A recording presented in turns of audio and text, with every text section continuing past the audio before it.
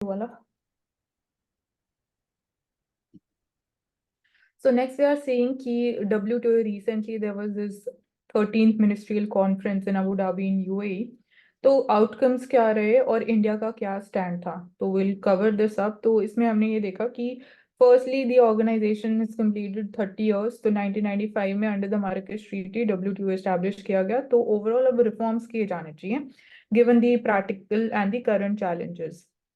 तो ओवरऑल तो major objective WTO का यही है, to allow seamless movement of goods services investment in the people. So key decision अभी रिसेंट मीटिंग में यही है कि पहले तो dispute settlement mechanism which is been not functioning because appointments नहीं की जा रही है टाइमली बेसिस पे, that is being blocked by US और the developed countries. Secondly improve करना या effectivise the use of the special और जो डिफरेंशियल ट्रीटमेंट है which is there for the developing in least developed countries. मतलब कि कुछ उनको एक तरीके से जो छूट देना है, उनको थोड़ा लिबर्टी देना, तो स्पेशल एंड डिफरेंशियल ट्रीटमेंट के अंडर आते हैं। एंड एक जो मेजर हमें स्ट्रक्चरल शिफ्ट देखने को मिल रहा है in terms of the developed countries, तो वी आर सीइंग कि they are moving like they are taking inward stand. मतलब कि they are again import dependent नहीं होना चाहते हैं और they are in a way putting more restrictions on the trade। एक हार्मोनाइज टैरिफ सिस्टम अप्रोच नहीं है। तो this is we can say कि एक स्ट्रक्चरल शिफ्ट देखने को मिल रहा है। तो ये एक तरीके से जो ग्लोबल सप्लाई चेन्स की हम बात करते हैं उसको डिस्टॉर्ट कर सकता है, उसको हैम्पर कर सकता है। Because right now we are seeing कि वी आर इंटरडिपेंडेंट। मतलब एक कंट्री में रॉ मटेरियल्स कहीं प्रोक्योर होते हैं, फिर जो प्रोडक्ट्स मैन्युफैक्चर कहीं और होते हैं, फिर उनको कहीं किसी और कंट्री में असेंबल किया जाता है, फाइनली दे आर एक्सपोर्टेड। तो इस तरीके से जो सप्लाई चेन है वो डिस्टॉर्ट हो सकती है because of this changing stance on the part of developed countries. और जो ओवरऑल अगर हम बोले कि डेवलप्ड वर्सेस डेवलपिंग कंट्रीज या लीस्ट डेवलपिंग कंट्रीज है, तो one size fit all approach सबके लिए काम नहीं कर सकती। तो सोल्यूशन भी it shouldn't be one size fit all approach, it should very. जैसे एग्जांपल ये अभी हमने देखा स्पेशल एंड डिफरेंशियल ट्रीटमेंट ही है। तो डेवलपिंग लीस्ट डेवलपिंग कंट्रीज के लिए कुछ छूट है, कुछ रियायत है। और अगर हम अग्रीमेंट ऑन एग्रीकल्चर की भी बात करते हैं तो वहां पे भी 3 बॉक्सेस आर देयर, या फिर पीस क्लॉज की हम बात करते हैं। तो ये अप्रोच ये यही दिखा रहा है कि one size fit all approach पहले भी नहीं थी और आगे भी नहीं हो सकती, even in order to resolve the challenges. India के स्टैंड की अगर हम बात करते हैं तो मेजरली हमने बोला कि हमें परमानेंट सोल्यूशन चाहिए as per as public stock holding program जो हम रन कर रहे हैं, जिसमें हम देखते हैं कि buffer stock which is procured by the FCI at MSP, that is being done. तो it is important because food security के पर्सपेक्टिव से एंड ऑल्सो क्लाइमेट चेंज की वजह से जो इम्पैक्ट हो रहा है, फूड प्रोडक्टिविटी जो है दैट इज इम्पैक्टेड। तो 800 मिलियन बेनिफिशरीज हैं that dependent upon the PD scheme in India. तो we can't directly shut this down. तो इसलिए वही कि इंडिया का स्टैंड अलग है, तो we need a permanent solution to this. It can not be dragged. And apart from this, जैसे यहाँ पे भी से कि WTO नॉर्म्स जो है कि डेवलपिंग कंट्रीज के लिए अलाउ किया गया कि आप कितनी फूड सब्सिडी प्रोवाइड कर सकते हो, तो इट शुड नॉट एक्सीड 10% और जो वैल्यू ऑफ प्रोडक्शन है। बट यहाँ पे बेस ईयर है 1986। तो ये भी चेंज होना चाहिए। 1986 के प्राइसेस लेवल पे आप बोल रहे हो 10% तो वैल्यू ऑफ प्रोडक्शन, बट उसके बाद अब बोलो तो इन्फ्लेशन कितना इंक्रीज हुई है। तो this it is not practical. Current prices, recent year के prices should be the base year for this calculation of 10% of the value of production. Then हम बात करते हैं, तो एक ये फार्मिंग सेक्टर और पब्लिक स्टॉक होल्डिंग सेक्टर की बात हो गई जो इंडिया का स्टैंड है। फिर फिशरीज सेक्टर की बात की गई कि जो मोरेटोरियम है the custom duties on the e-commerce है, तो दो और एरियाज है, फिशरीज और E-कॉमर्स। तो फिशरी सेक्टर में ये बोला गया कि जो इंडिया के अगर हम कोस्टल स्टेट्स की बात करते हैं तो फिशरीज एक मेजर लाइवलीहुड है जिसपे फिशर्स फिशरमैन रिलाई करते हैं। तो एक कंट्री के पास एक्सक्लूसिव राइट्स हैं up till the exclusive economic zone which last up till 200 nautical miles, कि आप वहां पे फिशरीज एक्टिविटी को प्रमोट कर सकते हो।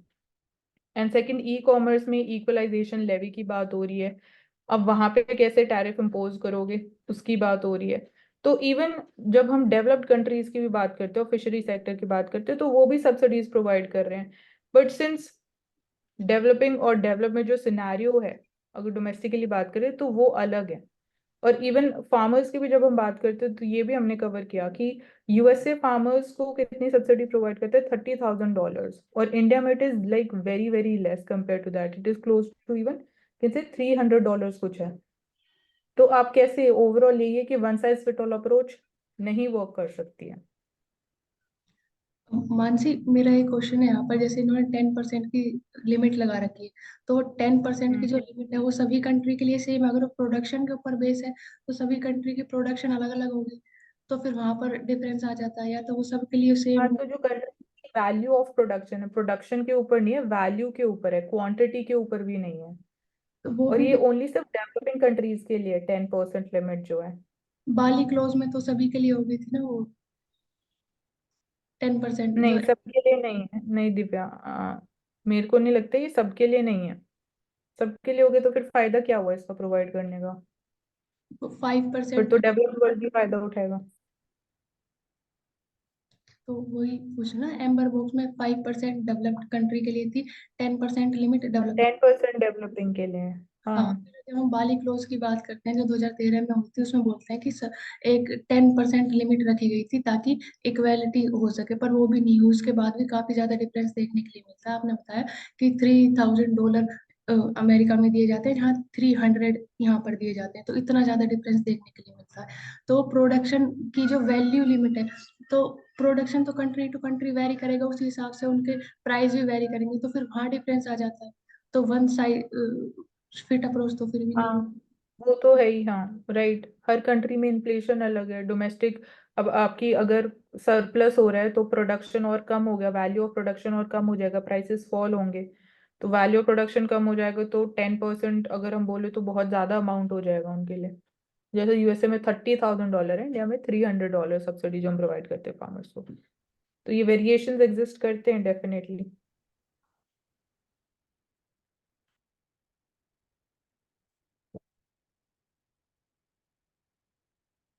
तो एआई रेगुलेशन की बात हो रही है तो government recently issued the AI advisory, ministry of electronics information technology is important stake holder.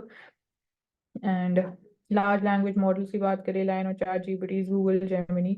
So overall regulation की बात है डिफरेंट, अगर हम इसमें बात करते हैं लॉज कौन से हैं, तो इंफॉर्मेशन टेक्नोलॉजी एक्ट है, गाइडलाइंस इज बीन इशूड 2021 में, तो IT act 2000 this is one. And इसके अलावा अगर हम बात करते हैं रेगुलेशन की जरूरत क्यों है, तो एक ethical usage of AI important हो जाता है। और जो कोडिंग और जो सोर्सिंग के अराउंड रेगुलेशन है वो एक इम्पॉर्टेंट रोल प्ले करते हैं कि एआई किस तरीके की इंफॉर्मेशन आपको देगा, गिवन कि आप क्या इंफॉर्मेशन सीख कर रहे हो। तो एक वो वहाँ पे डिस्क्रिमिनेशन या बायस आ जाता है।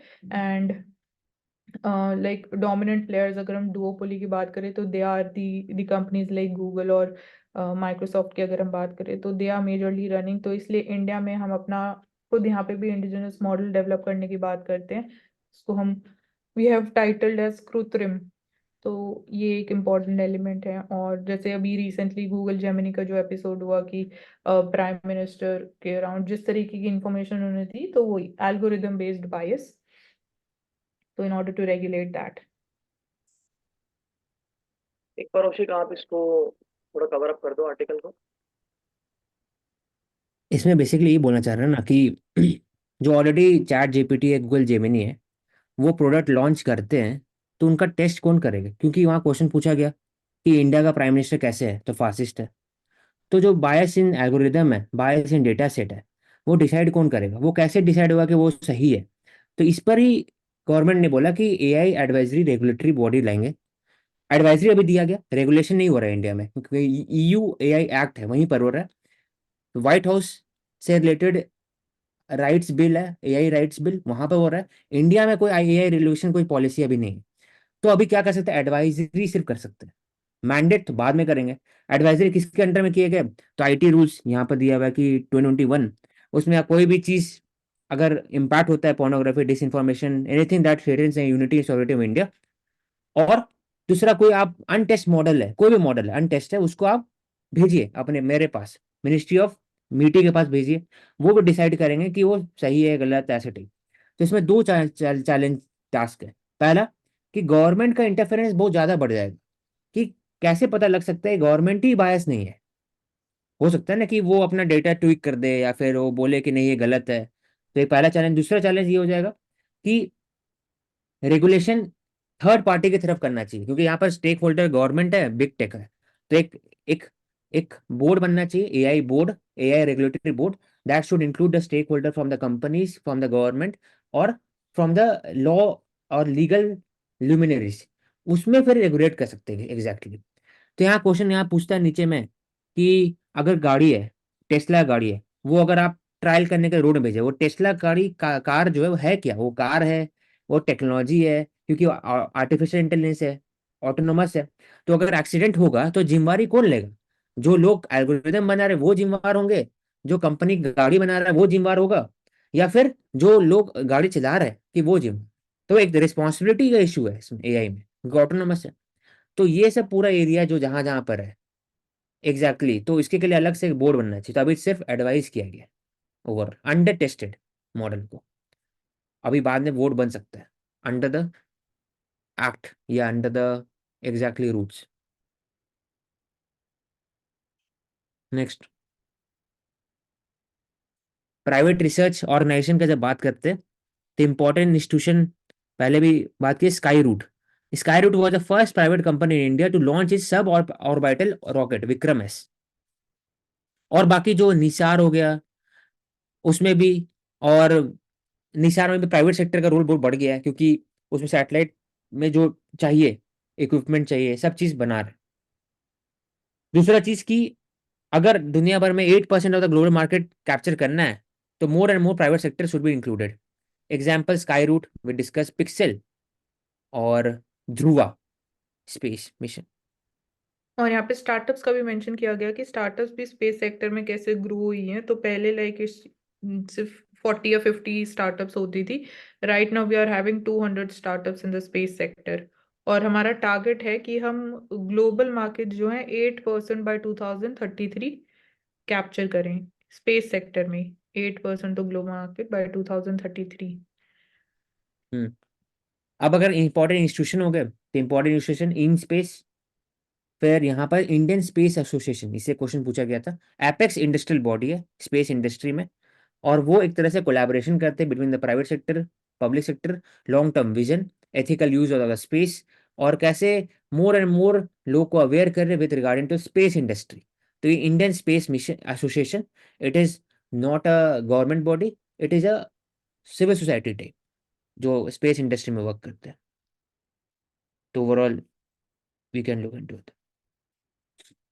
तो पिक्सेल हो और गया, in space, sky in root. Space in space के बारे में मेंशन है कि इन स्पेस एक ऑटोनमस बॉडी है, the department of space.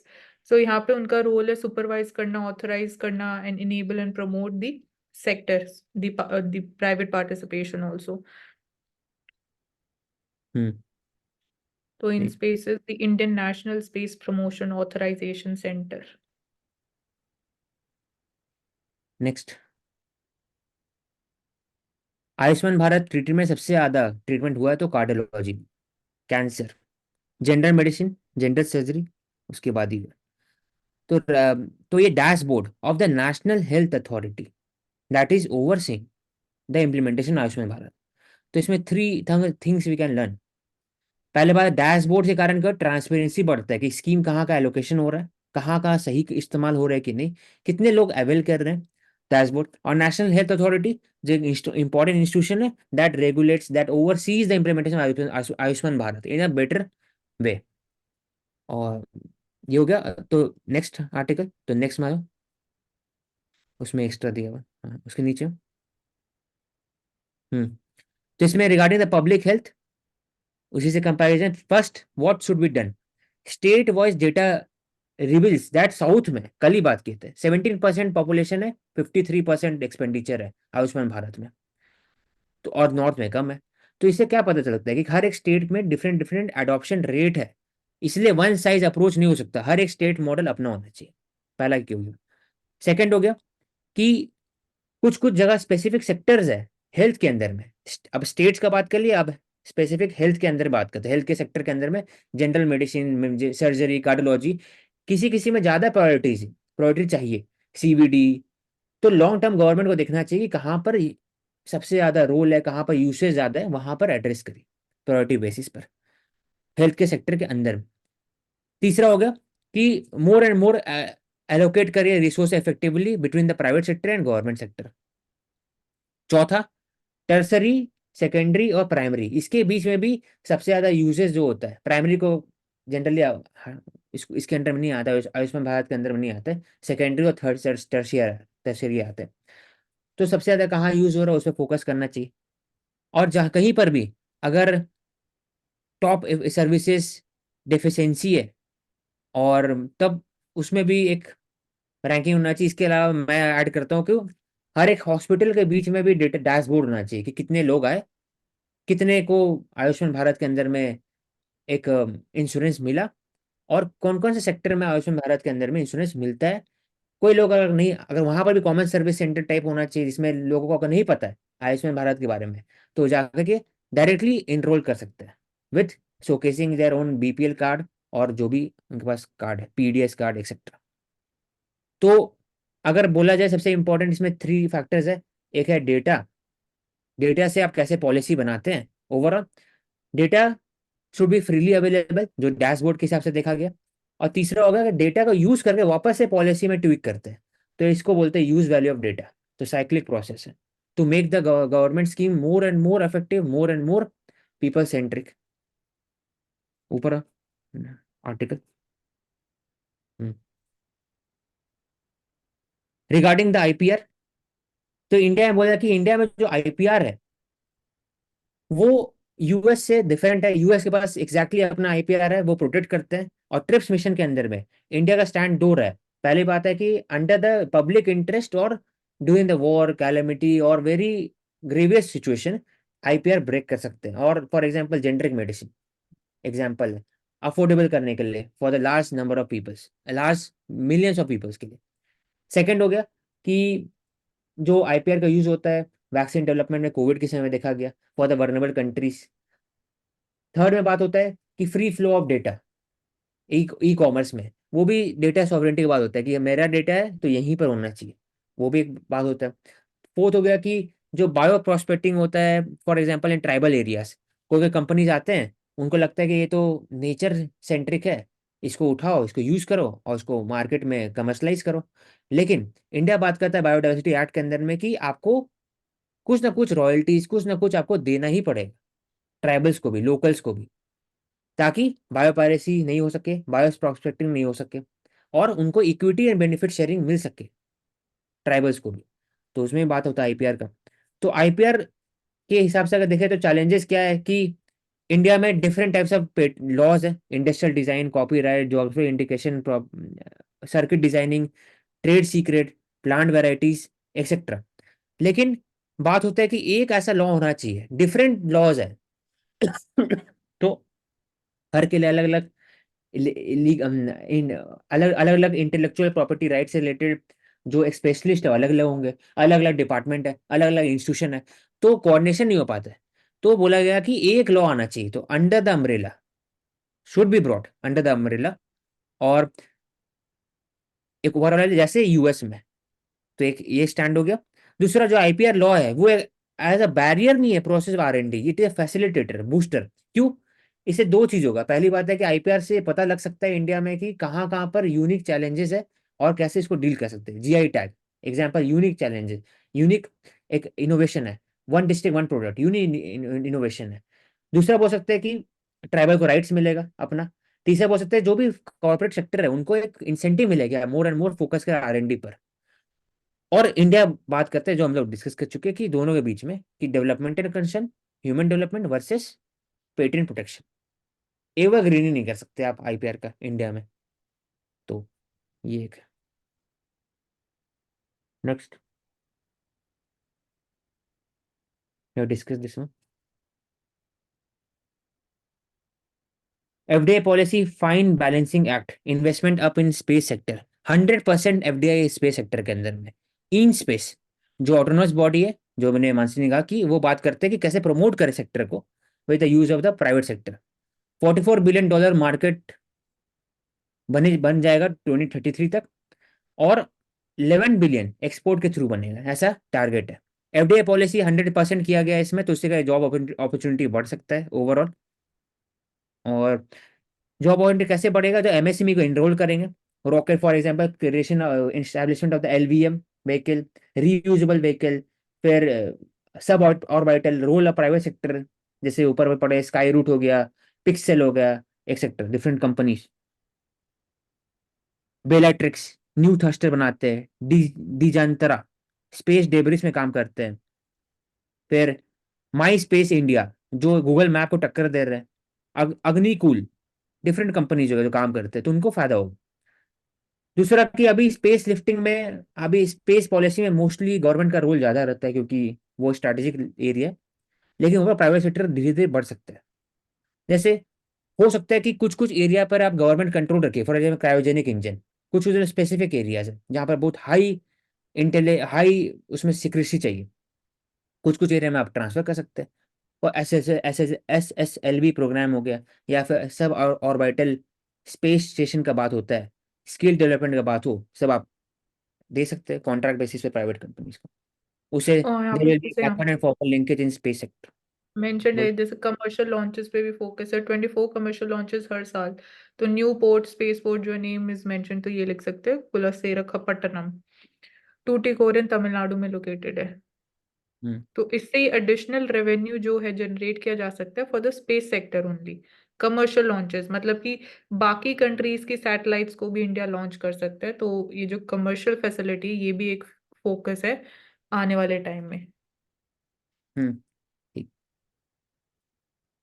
Next, Gurugram resident takes a break, turns weekend farmers. तो इसका 3 एरियाज है। पहला बात है कि दिन भर आईटी जॉब करते करते थक जाते हैं, उनका सिर्फ कंक्रीट बिल्डिंग के अंदर में रह रहे हैं, और एक मेंटल हेल्थ होता है, तो आप जाते हैं वीकेंड एरिया में, आप अपने बच्चे के साथ जाते हैं, फार्मिंग करते हैं, तो आपको एक फील होता है फार्मर से क्या राइट्स है, कैसे एक तरह से फूड ऑन टेबल आता है, कैसे आप कंट्रीब्यूट कर सकते हैं टुवर्ड्स द इन्वायरमेंट सस्टेनेबिलिटी, कैसे आपका योगदान है, तो उसमें एक हेल्प है। पहला बात। सेकेंड एग्जाम इसका इसका है कि फार्मर प्रोड्यूसर ऑर्गेनाइजेशन जो ग्रीन लीफ इंडिया है, it is only farmer producer FPO that has been leasing our land in Gurugram. और आप लीज करते हैं तो फार्मर्स और जो रेंटर है उनको पैसा मिलता है, और आपको मौका मिलता है कि आप पर्सनल कैपेसिटी के हिसाब से एग्रीकल्चर लैंड के ऊपर में हॉर्टिकल्चर करिए, हाई वैल्यू प्रोडक्ट ग्रो करिए, और उसको आप बेच भी सकते हैं। और तीसरा होगा कि जो किसी को अगर रहना है फार्म हाउस में, अब तो खरीदना मुश्किल होता है, दाम बहुत ज्यादा है, तो एक तरह का हेल्दी लाइफस्टाइल और experience of the farm house में middle class family at nominal cost ये मिलता है ओवरऑल। तो इसमें लाइफ मिशन का अगर बोला जाए एग्जाम्पल, तो ये एग्जाम्पल लाइफ मिशन का डायरेक्टली वी कैन हाँ। Right this green leaf India FPO जो ओरिएंट करते हैं, और वहां पर सेल्फ फार्मिंग कॉन्सेप्ट है, खुद से जाके आप लीज लैंड पर करिए और आप बेचिए। उसके बाद फिर वीकेंड फार्मर की कॉन्सेप्ट ये बन सकता है, ताकि मेंटल हेल्थ से इशू होता है जो भी नहीं होगा, आप जा रहे हैं, आप फिर खुद से पटा रहे हैं, तो एक अच्छा फील होता है इन्वायरमेंट के साथ रहने में, अगर कभी भी तो ये दिख सकता है।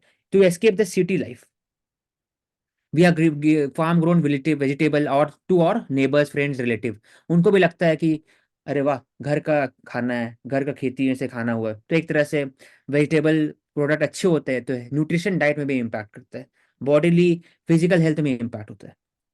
तो और थोड़ा सा बचता भी है दाम बाहर से खरीदने में, पेस्टिसाइड्स यूज नहीं करते तो और अच्छा होता है, जीव मित्र को यूज करते हैं।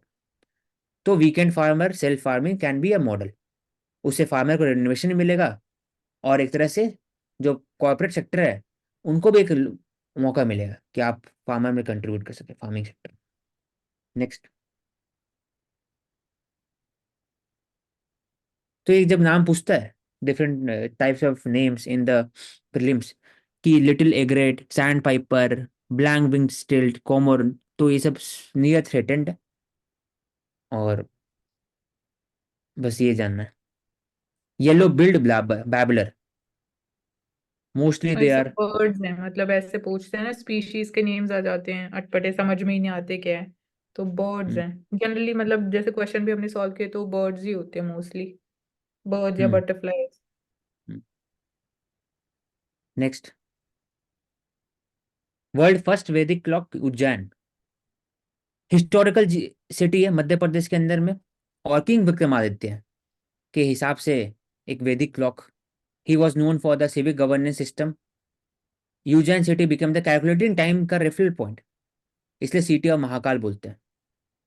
और एक तरह से वैदिक clock will be installed 85 feet near the Jijabai observatory Jantar Mantar. Display Hindu calendar, planetary position, auspicious day, astrological calculation etcetera. IST और जीएमटी दोनों भी डिस्प्ले करेंगे। और वैदिक clock will display all the time calculation as per the वैदिक हिंदू कैलेंडर। तो कभी होता है ना, होली कब है, एक दिन बाद है, पहले है, कब होगा, सुबह कब, मुहूर्त कब निकलेगा, तो ये सब जो कंफ्यूजन होता है देश भर में, तो हो सकता है कि इसको एग्जैक्टली बना सके कि इसके अनुसार होने वाला है। दिवाली सुबह है, शाम है, एग्जैक्ट डेट कब होगा। तो 3 century ago world standard time वो सर्टेन फ्रॉम उज्जैन, ऐसा बोला जाता है। तो इसका प्रूफ सर्टेन बचे। दूसरा है कि Vedic clock will display all the time calculation we have discussed. Jantar Mantar, जो जयपुर महाराजा Sawai Jai Singh of Jaipur, he had built the Pink City. He also built the 5 astronomical observatory in northern India. Jantar Mantar कहाँ पर? जयपुर में, दिल्ली, वाराणसी, उज्जैन, मथुरा। पांचों फेमस सिटी का नाम है। जयपुर, दिल्ली, वाराणसी, उज्जैन, मथुरा। स्पेशल फंक्शन होता है बिल्डिंग का, एस्ट्रोनॉमिकल मेजरमेंट किया जा सकता है उसके थ्रू। तो it showcase a tradition. Next we have discuss this one. India to gain higher investment from the FTA pact. तो ये स्विट्जरलैंड की बात हुआ था, फिर डिफरेंट लिechtenstein कंट्री था, नॉर्वे था, आइसलैंड था। तो लिटिल कंपटीशन कुछ कुछ एरिया में सिर्फ, क्योंकि mostly medical device imported by China, तो वहां से कंपटीशन तो कम है, तो इंडिया को फायदा हो सकता है लॉन्ग टर्म में। और स्विट्जरलैंड से सबसे ज्यादा गोल्ड इंपोर्ट होता है, तो गोल्ड पे इस पे क्वेश्चन भी आ चुका ऑलरेडी। ठीक है, तो अगर I think we have finished, तो कंक्लूड किया जाए तो भारत में हर 100 कैंसर मरीज में 59 और 51 महिला है, इसलिए वो इंपॉर्टेंट है कि जेंडर इक्वालिटी वहां पर भी होना चाहिए। दूसरा कि तीनों अंग मिलकर दिखाए मारक क्षमता, मतलब तीनों, ट्राई ट्राई यूनिट हर जगह यूज किया जाना चाहिए, ताकि वर्ल्ड में हर जगह ट्राई कमांड बनता है, China, France, UK, US, India में ऐसा हो रहा है। फिर अगर बोला जाए तो इंडिया में सबसे ज्यादा आयुष्मान भारत में cardiology, cancer treatment, general surgery है। उसी से रिलेटेड भी discuss about different public health, data driven होना चाहिए, ट्विकिंग और वन साइज अप्रोच नहीं होना चाहिए, स्टेट के बीच में भी, हेल्थ के सेक्टर के अंदर में भी, प्राइवेट और गवर्नमेंट के बीच में भी, और साथ ही साथ डिजीज स्पेसिफिक भी, सब में there should be a specialization, सब में टारगेटेड होना चाहिए एक तरह से। फिर डैशबोर्ड का बात, है नेशनल हेल्थ जो अथॉरिटी है that implements, that oversees the implementation of the Ayushman Bharat. फिर कैनल मैन, इनमें फोर्टिट्यूड दिखा, इनका डेडिकेशन दिखा। ओवरऑल कैनल डेवलपमेंट से फिशरीज अपॉर्चुनिटी क्रिएट होता है, इनका नाम we can write it on ethics, Laungi Bhuiya. Then first cooperative museum Kozhikode में, इससे अवेयरनेस बढ़ेगा लोगों के अंदर में regarding cooperative, different cooperative, Indian farmer fertiliser cooperative, Amul, Indian coffee house, हमेशा अमूल लिखते हैं लेकिन बाकी नाम भी है, we can write this Indian coffee house, Indian farmer fertiliser cooperative. उससे बढ़ेगा, लोगों के अंदर अवेयरनेस बढ़ेगा, और ओवरऑल जो इंसेंटिव है वो बढ़ेगा विद रिगार्डिंग कोऑपरेटिव। तो पीएसीएस का रोल आता है लॉन्ग टर्म में, हर एक पीएसीएस होना चाहिए गाँव के अंदर में, वो बात करते हैं। प्राइवेट रिसर्च ऑर्गेनाइजेशन में डिफरेंट टाइप ऑफ कंपनीज हो गए, we can write this down, अगर नहीं है तो Agnikul, cosmos, Skyroot, pixel, Dhruva space, हर जगह वो काम कर रहे हैं स्पेसिफिक एरियाज में। $44 बिलियन स्पेस इंडस्ट्री है जो 2033 तक बनेगा, उसमें इंडिया कॉन्ट्रीब्यूशन टूवर्ड्स एक्सपोर्ट भी होगा। इन स्पेस का रोल है, एनएसआईएल का रोल है यहाँ पर इंस्टीट्यूशन बेस में, और तीसरा इंडियन स्पेस एसोसिएशन का रोल, एमएसएमई का रोल, प्राइवेट सेक्टर का रोल, गवर्नमेंट इंसेंटिव देंगे, फॉर एग्जाम्पल 100% एफडीआई और पीएलआई स्कीम भी इसके अंदर। Bharat Shakti to showcase indigenous defence equipment, tri service demonstration में discuss, multi service multi domain capability, twin carrier India में अभी 2 हैं, विक्रांत और विक्रमादित्य। और सिर्फ MiG-29K जो it is imported from Russia, वो खाली इसमें यूज होता है। अभी कोई और नहीं है। अभी 2 बात हो रहा है, राफेल को यूज बात हो रहा है लॉन्ग टर्म में, इसको यूज करे, और दूसरा तेजस MK2। जीनोम का भी डिस्कस, हाउ जीनोम इज एक कोडेड डिकोडेड और सीक्वेंसिंग कैसे होता है उनका। तो उनका हिसाब से diversity important, equity important, data protection also important, कि कोई इसको यूज करके एक मिस यूज नहीं करे ओवर। फिर फ्रांस अबॉर्शन राइट्स, पहला कंट्री है वर्ल्ड में जो कॉन्स्टिट्यूशनली ऑब्लिगेशन दिया गवर्नमेंट को regarding the bodily autonomy. India का स्टैंड डिवाइड किया 3 भाग में, 20 से नीचे तो चाहिए नहीं, कर सकते हैं। MTP एक्ट 2071 में 2024 के बीच में 20 से नीचे 1 मेडिकल प्रैक्टिशनर, 2024 के बीच में 2, और 24 के ऊपर में स्टेट के हिसाब से मेडिकल बोर्ड होना चाहिए। बोर्ड होते हैं, वो डिसाइड करते हैं। ग्लोबल ट्रेड में अगर बोला जाए तो पहली बात है, इंडिया का स्टैंड कहाँ कहाँ रहा था, फिशरी सब्सिडीज में रहा है, MSP सपोर्ट में रहा है, पब्लिक स्टॉक होल्डिंग में परमानेंट लाइए solution rather than peace clause. फिर चौथा, ई कॉमर्स में मोरेटोरियम नहीं होना चाहिए, एक उसके ऊपर कस्टम ड्यूटी होना चाहिए। फिर बात होता है कि डेटा लोकलाइजेशन का बात होता है, इसमें IPR का बात होता है कि जेनरिक मेडिसिन यूज करें, और डाइल्यूशन होना चाहिए slight under the grave under the public interest. लेकिन कोई बात नहीं माना गया वो सब में। ज्यादा क्या बात माने गया 2 एरिया में सिर्फ और सिर्फ। पहला कि डिस्प्यूट सेटलमेंट मैकेनिज्म, उसको वेल फंक्शनिंग बनाएंगे। दूसरा, स्पेशल एंड डिफरेंशियल रिस्पॉन्स जो ट्रीटमेंट है उसको भी स्टैब्लिश करेंगे। देन वी डिस्कस प्राइवेट, वो कर लिए। FDA policy, fine balancing act, वे डिस्कस $4400 बिलियन डिस्कस।